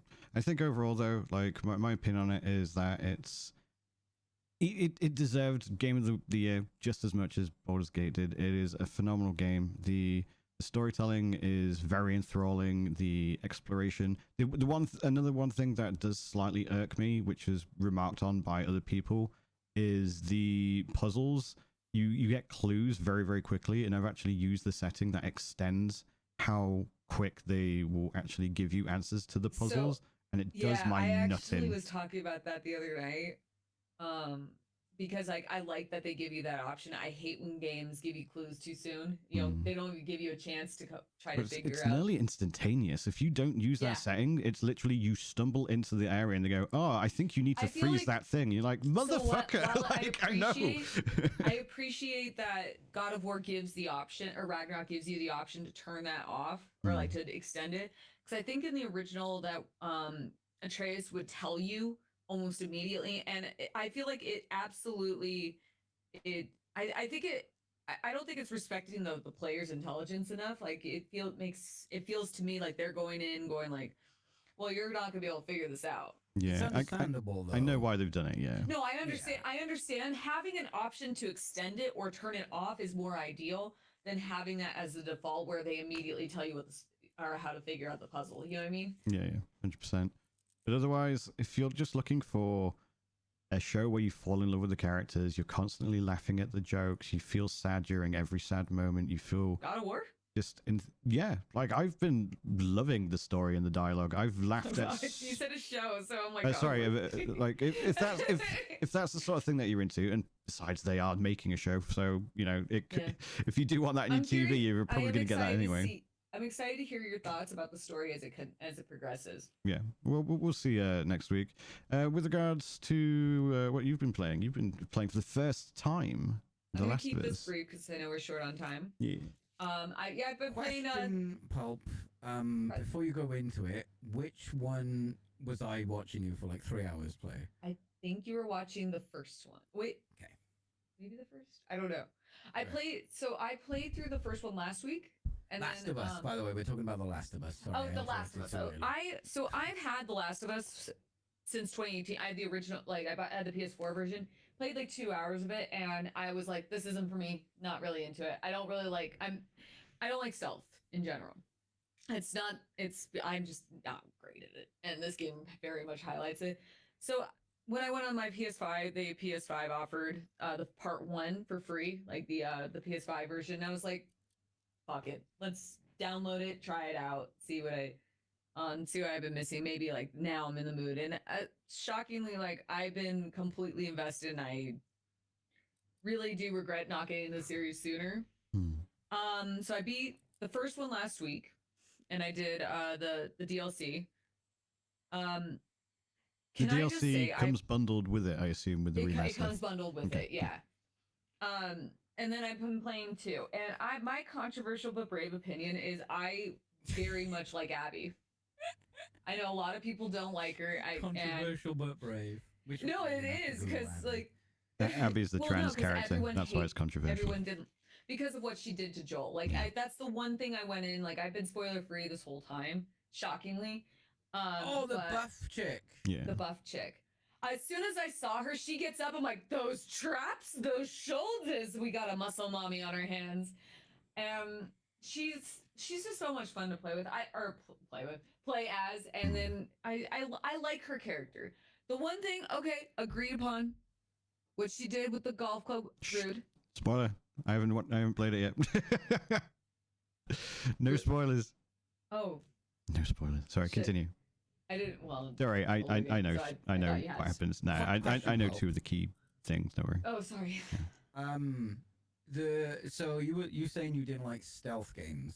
I like stealth games, and I watched you play it for like 3 hours. I just had you on while I was doing some work, and the stealth looked kind of shit.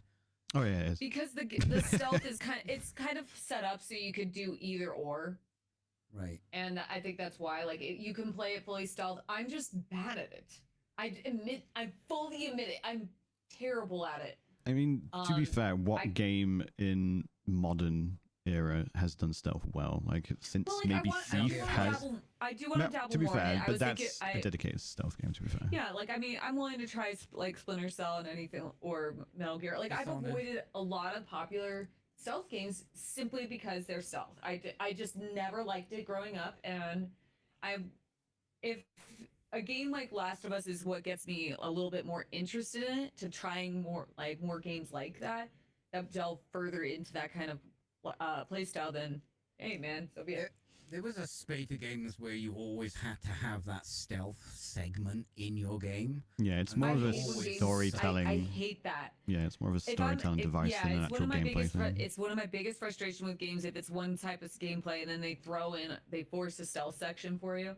And it's like, I'm not. It's always like half-assed as well, because the game isn't built for that. And then when you play Dishonored or Prey or I'm interested in trying Dishonored. But anyway, it's free for Twitch Prime subscribers over on GOG. Oh, nice. Yeah, pick it up. Dishonored? On GOG now. Dishonored, yeah. Oh, okay. I'll go on GOG later. But anyway, no sweat. I'm sorry, I didn't know. Oh, all good. So it's an old game. It's been remastered 17 times. Yeah, that's what I thought. We're on about the second one. But we know what she did, right? You know what she did. Yeah. Okay. So a lot of people like I said, it's controversial but brave. I think Joel deserved to die. I don't like the way they did it, but I think with the character, like, I think they're building to that, and it makes sense. I think that everybody who gets upset with things like that, that's fine. That's your feelings. I personally felt like there's multiple times when I played through the first game, I was like, yeah, Joel could be kind of a schmuck sometimes. Oh yeah, he's not a good person. He's done good things, but he's not a good person. You like him because you play as him, and you like the relationship between him and Ellie. And you have while I've been playing this game, while I've been playing too, it's a testament to how well he's written. If people are annoyed he died. Yeah. Yeah, and the thing is like that's a successful character. Like, people like it, but like him enough that it deeply affects him. I don't get emotionally attached to characters like that. If they die, I'm like, fuck it. But when I've been playing, the reason why I brought up God of War was when I was playing as Ellie, because she has her girlfriend Dina wandering with her. I would go through areas and immediately Dina would be like, "What about up there?" And I'm like, "Right, bitch, I just walked in the room. I didn't even get a chance to swoop the camera around." So like, I even said, like, I remember God of War let you turn that off or delay it. Yeah. And it's like, that's a big pet peeve I have with games, and I understand why it's there. But as a player myself, I hate when people backseat. So I hate when like in my own the game is like, backseating you as you Yeah. play. No, that's definitely what it felt like in God of War. Yeah, Like, so the felt same, like chat. yeah, it's funny. So it's funny you mentioned that because I was like literally like praising Ragnarok the other night because I was like, I don't really like Dina. Like not because I think she's a bad character, just she annoyed me, and because she annoyed me, I don't like her. Right. But while I've been playing, I was, people will come in. I've had like people come into my stream and go like, I don't like Abby. She's awful. I'm like, well, sucks to suck, man. I like her. I think she's a great character. I think she's wonderfully written, and she wastes weed. That's right, Dina wasted weed.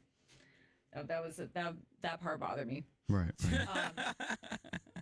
They were trying to open a mason jar with joints in it, and she couldn't open it. And I was like, just use a knife and stab it. It'll release the pressure. Just that's all you need to do. I as a girl who's lived by herself, that's how you open a jar easily. No, she throws it on the ground. I'm like, now there's glass in it. Now you're gonna spill glass. But anyway, I've been thoroughly enjoying it. I am looking forward to continue playing. I'm at day 2 of Seattle. So I'm playing as Abby. I'm in the basement or the lower levels of a hospital. I'm trying to get like medical supplies or some shit like that. So I'm doing that. I'm trying not to spoil anything. No, it's all good. But I'm a fan of Muscle Mommy, and I know that's not a popular choice. And I actually don't really like Ellie in the game. I think she's kind of a blummer. I know why, but it's just being a dick. I enjoy it. The gameplays, they've improved the gameplay in a lot of ways, and I can see why the games are as popular as they are. Is there a lot of killing dogs in it? Because I remember that was a bit of a controversy as well. Oh yeah, that's the one big. I was trying to spoil. That was like something complained about in the trailers. They were like, "Oh, why do you have to always kill dogs? It's so cheap." There's like it is used a lot as a cheap feel something. There is 3 different areas when you're playing as Ellie where you're forced to fight against people with dogs. Right. And unfortunately, like, you can go around them, but like the mechanically they're going to find you easier, so it's just easier. It's better to just get rid of them.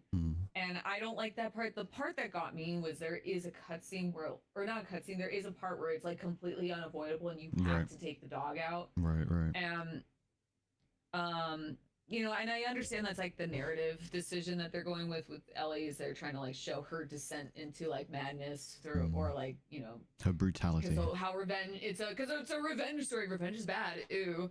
But so far It was so California. Yeah. But and I think that's part of like what they're trying to do is like by doing that with like there's the kick the puppy trope where it's like, or kick the dog, to make someone dislike you, or just if they want you to dislike a character, kick a dog or hurt an animal. For the record, just because there's stuff like that doesn't mean it's lazy writing. It's just lazy. No, writing. I didn't say it's lazy writing. I didn't say. I was more implying that my impression is that with Ellie, they're trying to get you to not side with her so much that you're trying. So by her doing things that are characters have flaws, everyone. Yeah, and I can respect that. I can respect that, but there are some narrative decisions I could see why people don't like them that much. And frankly, if I'm being honest, the one big gripe I have with all of these games is, well, I have 2 gripes. One, that there's so many fucking cutscenes. My God. And I understand there was a lot of cutscenes. You would like every door you went through, there was a fucking cutscene. Yeah. The one that, but this was like a common complaint that I've had, and it's, my immersion is important, guys.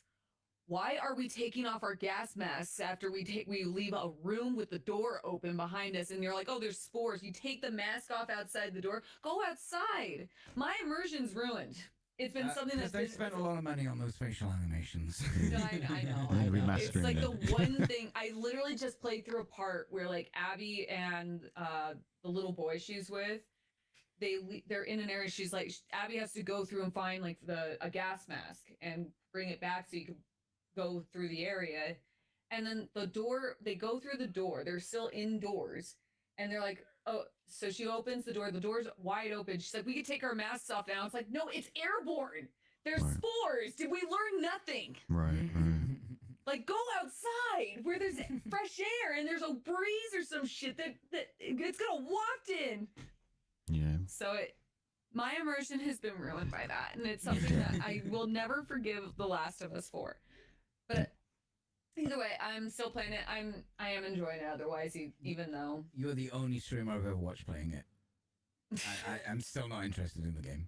No, it's the thing is like there are a lot of times where like they're talking so much, and I understand it's character building and they're trying to get you invested. I don't care. You sound like me playing tutorials. What do I do? I haven't played like the only other like side note, and I'm not gonna get into this at all. I can talk about next episode. I've been playing Metaphor Fantasia, whatever the hell the second part is a lot. I have a stepper and I exercise while I play it, so it's not a streaming game for me. And there's a lot like it because it's similar to like Persona and everything. It has like the social links aspect. It has the a lot amount of of times world. I skip through the dialogue, dude. Right. I'm very much like Peachy in that aspect. I'm like, I got the gist. It's fine. Pause. Skip. Cliff notes. Yeah. Well, it's a 100-hour game, so like games like that, it's like where it's predominantly dialogue. It's like it's a little exhausting for me. Yeah, that's fair. Personally. I mean, for Last of Us, I'll probably just watch the Last of Us 2. I did want to play it, but that urge has like waned over the last 2-3 years it's been out. I will say, Brian, if you ever like kind of end up in the position I am where it's like, fuck it, I'll try it one time. It is fun if you invest the time and it's the game. What I was going to say is I'm probably just going to watch the series because that comes out next year in 2025. So yeah, if you're interested in the story, then just you're not really interested in playing the game or the gameplay doesn't interest you. It is more the story that I'm in. The series more than suffices. Yeah, and the first season has Nick Offerman in it. True. The first season is so good. So good. And Pedro Pascal. Pope, where can we find you? Hi guys, I'm Pulp Fictionally. I'm a former Instagram model turned variety streamer. You can find me everywhere except for Twitter under Pulp Fictionally because someone stole my name, and I'm actually not really using Twitter anymore because it's a cesspool. But I have it on Blue Sky. Please follow me over there. I'm using Threads more. And I'm going to be on live a little bit later tonight. I'm going to go run an errand with my husband and eat and be back at 5:30 Pacific Standard Time. We're going to play more of The Last of Us 2. And tomorrow's Shit Show Sunday, we're probably going to do like SnowRunner or some goofy games, community gaming, so on and so forth. Peachy. Hi, I'm Peachy Pixelite. You can find me on twitch.tv/Peachy Pixelite or on YouTube, Peachy Pixel 28, because I cover a lot of Warhammer stuff. I'm on the socials, but if anyone can find me a social that isn't run by some fuckhead CEO 1%er, I'll join that one. Dorsey's left the board of Blue Sky, to be fair, back in May. Oh, really? Yeah, back in May, because they have implemented like moderation tools and stuff, like really good stuff. You can literally get entire block lists and stuff on Blue Sky now. Maybe I'll be on Blue Sky, but I'm apparently shadow banned, so I don't really care. We should probably update our cards then, Brian. So no one has Twitter anymore. Stop promoting Twitter. Get off Twitter. Delete it. Speaking of Brian. Hi. I'm Brian the Pirate. Thank you to my co-hosts, as always, for joining me on the show. It has been an absolute delight. I can be found on Twitter, Twitch, Instagram, TikTok, Threads, and Blue Sky. The latter two I've actually been really enjoying and using quite a fair bit as of late, so do please go and find me on there. I like to nerd about anime, especially on Threads. Speaking of Arcane, I am also, after the show, jumping into my Discord, which can be found on my Twitch channel if you need a link. I'm going to be doing a watch party where I'll be watching episode 4, 5, and 6 of Arcane with my community, all cozied up and eating snacks, so you're welcome to join. Otherwise, thank you all for joining us. It has been a pleasure as always. Farewell. We'll remember you. I won't.